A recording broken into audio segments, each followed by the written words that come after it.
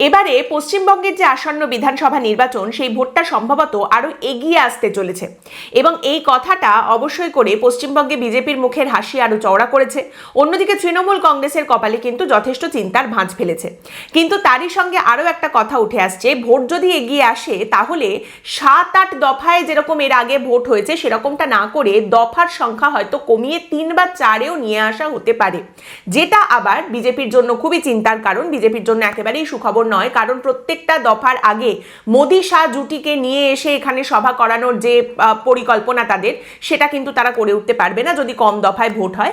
আবার অন্যদিকে তৃণমূলের জন্য এটা অবশ্যই করে সুখবর হবে, কারণ তাতে তাদের বুথ ম্যানেজমেন্টের যে পরিকল্পনা এবং ব্যবস্থা সেটা আরো বেশি শক্তিশালী হবে। কিন্তু এই যে ভোট এগিয়ে আসবে এই কথাটা শুরু হলো কোথা থেকে? কেন ভোট এগিয়ে আসবে হঠাৎ মনে করা হচ্ছে? এই গুঞ্জনটা প্রথম শুরু হয় যখন সম্প্রতি স্বরাষ্ট্রমন্ত্রী অমিত শাহ তিনি কলকাতা সফরে আসেন এবং তিনি সাংবাদিকদের সঙ্গে যে বৈঠক করেন সেখানে একটি কথা বলেন। অমিত শাহ বলেন যে আগামী 15ই এপ্রিল 2026-এ যখন পশ্চিমবঙ্গে বিজেপির সরকার গঠিত হবে তখন বাংলার গৌরব, বাংলার সংস্কৃতি পুনরুদ্ধারের যে কাজ, প্রতিষ্ঠা করার যে কাজ, সেটা আমরা পুনরায় শুরু করব। এবার বিজেপির সরকার যদি পশ্চিমবঙ্গে আসে তাহলে তারা কি করবে সেই নিয়ে নানা মুনির নানা মত, নানা নেতার নানা মত থাকতেই পারে দলের মধ্যে। কিন্তু প্রত্যেক শিবিরের তরফ থেকেই প্রশ্ন ওঠে অমিত শাহর বলার তারিখটি নিয়ে। 15ই এপ্রিল 2026-এ নতুন বিজেপি সরকার গঠিত হবে এমনটা বলছেন অমিত শাহ। এইবার কথাটা হচ্ছে 15ই এপ্রিলের মধ্যে যদি নতুন সরকার গঠিত হয়ে যেতে হয় তার মানে তো ফেব্রুয়ারি থেকেই নির্বাচন শুরু করে দিতে হবে। এইখান থেকে কথাটা উঠে আসে যে ভোট এগিয়ে আসবে। কিন্তু তারপরে আরো একটি কথা সামনে রাখা হয় যে এসআইআর এর কাজ এখনো পর্যন্ত চলছে এবং বলা হয়েছে এসআইআর এর চূড়ান্ত তালিকা প্রকাশিত হবে 14ই ফেব্রুয়ারি। তাহলে এসআইআর শেষ হওয়ার একেবারে ঘাড়ে ঘাড়ে নির্বাচন শুরু হয়ে যাবে এমনটা কিন্তু অনেকেই আশা করেননি। সেই কারণেই অনেকে এটা মনে করেছিলেন যে ঠিক আছে, একটা র্যান্ডম ডেট বলতে হয়, সেই কারণেই হয়তো তিনি এরকম একটা ডেট বলেছেন, কিন্তু আসলে নির্বাচন হয়তো এতটা এগোবে না। কিন্তু এরপর আরেকটা খবর সামনে উঠে আসে, একটা বৈঠকের কথা সামনে উঠে আসে, যে ধরনের বৈঠক সাধারণত ভোটের 1-1.5 মাস আগে হয়। এতটা আগে ভাগে হবার তো কথা নয়। এবং সেটা কি নিয়ে বৈঠক? বলা হয় যে ভোটের সময় কত কেন্দ্রীয় বাহিনী পশ্চিমবঙ্গে মোতায়েন করতে হবে সেই নিয়ে একটি বৈঠক হতে চলেছে দিল্লিতে। কত কেন্দ্রীয় বাহিনী মোতায়েন করা হবে, কতগুলো দফায় ভোট হবে, সেই সমস্ত কিছু নিয়ে বৈঠকে কথাবার্তা হবে। এবং তারই সঙ্গে বলা হয় যে পশ্চিমবঙ্গের যিনি মুখ্য নির্বাচনী আধিকারিক মনোজ কুমার আগরওয়াল তিনি বৈঠকে যোগ দেওয়ার জন্য দিল্লিতে যাচ্ছেন। মুখ্য নির্বাচন কমিশনার জ্ঞানেশ কুমার তিনিও এই বৈঠকে থাকবেন এবং উচ্চপদস্থ সমস্ত অধিকর্তারা তারা সবাই মিলে বৈঠক করবেন যে পশ্চিমবঙ্গে কত দফায় ভোট হবে, কত কেন্দ্রীয় বাহিনী দেওয়া হবে ইত্যাদি। এবার এই যে বৈঠকটা আগে যেটা বললাম এটা ভোটের 1-1.5 মাস আগে হয়। এখন থেকে এত আগে ভাগে এই বৈঠকটা করে রাখা হচ্ছে, এটার মাধ্যমেও কিন্তু একটা সন্দেহের উদ্রেক হয় যে তাহলে কি ভোটটা সত্যিই 1-1.5 মাসের মধ্যে শুরু হতে চলেছে। এমনকি সম্প্রতি জানা যাচ্ছে নির্বাচন কমিশন সূত্রে এই খবরও সামনে এসে গেছে যে নির্বাচন কমিশন আশ্বাস দিচ্ছে কেন্দ্রীয় বাহিনী পশ্চিমবঙ্গে যতই লাগুক ততটাই পাঠানো যাবে, কোনো রকম সমস্যা হবে না।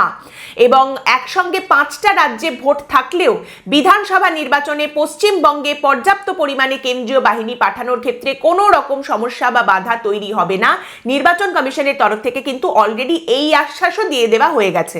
এবার দেখুন কেন্দ্রীয় বাহিনী কত মোতায়েন করা হবে পশ্চিমবঙ্গে ভোটের সময় সেটা কিন্তু দফার উপরেও অনেকটাই নির্ভর করে। দফা বেশি হলে কেন্দ্রীয় বাহিনী কম লাগবে আর দফা কম হলে কেন্দ্রীয় বাহিনী বেশি লাগবে। এবার এটাকে আপনি আমাদের রাজ্যের উন্নয়নই বলুন বা আগে থেকে সাবধানতা বজায় রাখাই বলুন, পশ্চিমবঙ্গে 2011-র পর থেকে দেখা গেছে প্রত্যেকটা নির্বাচনে কিন্তু কেন্দ্রীয় বাহিনী মোতায়েনের সংখ্যাটা ক্রমাগত বৃদ্ধি পেয়েছে।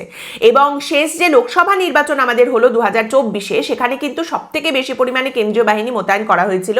এবং পশ্চিমবঙ্গের শুধুমাত্র 7ম দফার যে নির্বাচনটা সেই 7ম দফাতে 1019 কোম্পানি কেন্দ্রীয় বাহিনী মোতায়েন করা হয়েছিল পশ্চিমবঙ্গে। সব থেকে বেশি 7ম দফা, একটা দফাতেই শুধু 1019 কোম্পানি কেন্দ্রীয় বাহিনী পশ্চিমবঙ্গের জন্য, যেটা জম্মু ও কাশ্মীরের থেকেও বেশি। এবং এত পরিমাণে কেন্দ্রীয় বাহিনী দিয়ে আমাদের পশ্চিমবঙ্গের ভোটটা করাতে হয়েছে। এইবারে বিধানসভা নির্বাচন যেটা হতে চলেছে সেখানে কতগুলো দফায় নির্বাচন হবে তার উপর কিন্তু নির্ভর করছে কত কেন্দ্রীয় বাহিনী পশ্চিমবঙ্গে আসবে। তারই সঙ্গে নির্বাচন কমিশনের সূত্রে জানা যাচ্ছে যে এই যে বৈঠকটা হয়েছে সেই বৈঠকে রাজ্য পুলিশের তরফ থেকে কতজন আধিকারিককে মোতায়েন করা হবে, ভোটের কাজে লাগানো হবে কত পুলিশকে, সেই নিয়েও নিয়েও কিন্তু আলোচনা হয়েছে। এবং মুখ্য নির্বাচনী আধিকারিক পশ্চিমবঙ্গের মনোজ কুমার আগরওয়াল তিনি জানাচ্ছেন যে অলরেডি রাজ্য পুলিশের নোডাল অফিসারের সঙ্গে এই নিয়ে তিনি বৈঠক করে রেখেছিলেন এবং রাজ্য পুলিশের তরফ থেকে নির্বাচনী আধিকারিককে জানানো হয়েছে যে রাজ্য পুলিশের 35,000 অফিসারকে ভোটের কাজে লাগানো হবে। এবং মুখ্য নির্বাচনী আধিকারিক মনোজ আগরওয়াল দিল্লির বৈঠকে এই বক্তব্য সামনে রেখেছেন। রাজ্য পুলিশের তরফ থেকে বলা হয়েছে 35,000 পুলিশকে ভোটের কাজে লাগানো হবে, সে কথা তিনি দিল্লিতে জানিয়েছেন।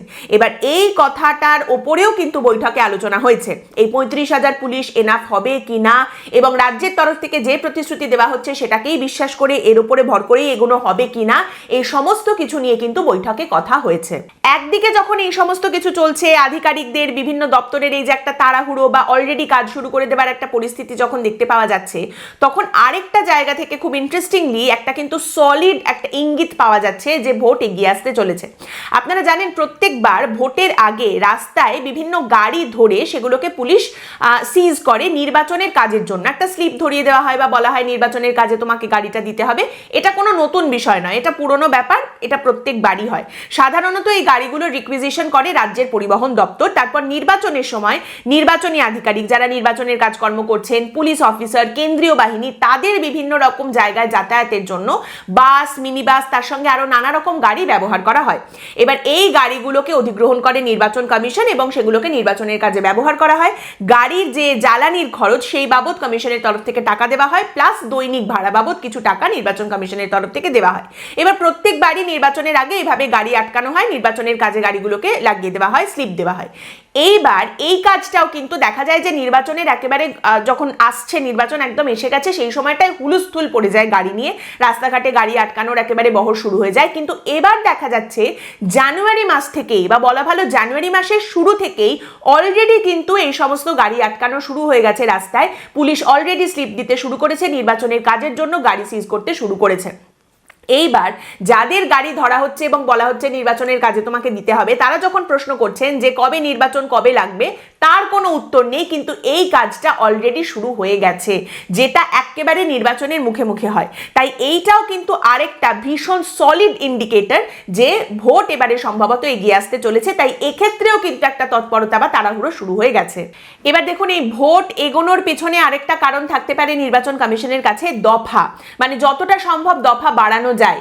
এমনিতে নির্বাচন কমিশন আমরা প্রতিবারই দেখেছি পশ্চিমবঙ্গে দফার সংখ্যা আস্তে আস্তে বাড়িয়েছে, এবং এটা নিয়ে তৃণমূল কংগ্রেসের অবশ্যই এটা অভিযোগ থাকে যে নির্বাচন কমিশনের তরফ থেকে এইভাবে দফা বাড়ানো হয়, বেশি বেশি করে দফায় ভোট করা হয় পশ্চিমবঙ্গে, যাতে বিজেপি বাইরের নেতাদের নিয়ে আসতে পারে, বিশেষ করে মোদি শাহ জুটিকে প্রত্যেকটা দফার আগে যাতে নিয়ে এসে তারা প্রচার করতে পারে, প্রচারের ঝাঁজ বাড়াতে পারে, প্রত্যেকবার যাতে মোদি শাহ প্রতিটা দফার আগে এসে পশ্চিমবঙ্গে সভা করতে পারে সেই জন্য।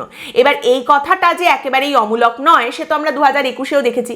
2021-এ নরেন্দ্র মোদী পশ্চিমবঙ্গে যে পরিমাণ সভা করেছিলেন বিধানসভা নির্বাচনের সময়, তাতে একটা সময় মনে হচ্ছিল যে পশ্চিমবঙ্গে বোধহয় বিজেপির চিফ মিনিস্টেরিয়াল ক্যান্ডিডেট হচ্ছেন নরেন্দ্র মোদী, মানে পশ্চিমবঙ্গে বিজেপির সরকার এলে নরেন্দ্র মোদী মুখ্যমন্ত্রী হবেন, তিনিই মুখ্যমন্ত্রীর মুখ, এইরকম মনে হচ্ছিল একটা সময়, এত সভা তিনি করেছেন।